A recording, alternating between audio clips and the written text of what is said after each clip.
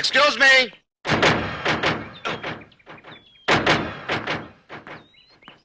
నమస్కారం సార్. నీ చేయి చాపు. ఎందుకు సార్? ఇందుకు. ఏంటి సార్ ఇది? ఫుట్పాత్ మీద నడిస్తే కూడా శిక్ష ఇస్తారా? ఈ సిగరెట్ నువ్వు కాల్చి పడేసిందేనా? ఏంటి సిగరెట్ తాగడం కూడా తప్పండి? సిగరెట్ తాగడం తప్పు కాదు. ఆ, సిగరెట్ తాగితే లోపల లోపల నువ్వు తగలబడిపోతావు. అది నీ ఇష్టం. ఆ.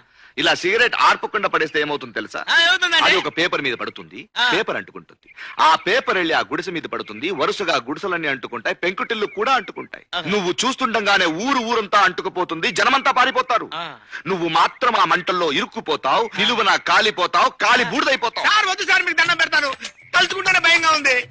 అప్పుడు ఊరు జనమంతా కలిసి ఆ. నీ బూడిదిని ఒక కుండలోకి తీసుకొని ఆ, గంగానదిలో కలుపుతారా సార్? కాదు, మురికి కాలువలో కలుపుతారు. మురుక్కాలలో ఎందుకు కలుపుతారు సార్? అవును, ఆ కంపు భరించలేక, ఆ కుళ్ళు వాసనకి తట్టుకోలేక నీ బూడిదలో ఉన్న ప్రతి కణము కుళ్ళి కుళ్ళి చేస్తుందిరా. సార్ మీకు దండం పెడతాను సార్. పొరపాటు అయిపోయింది సార్.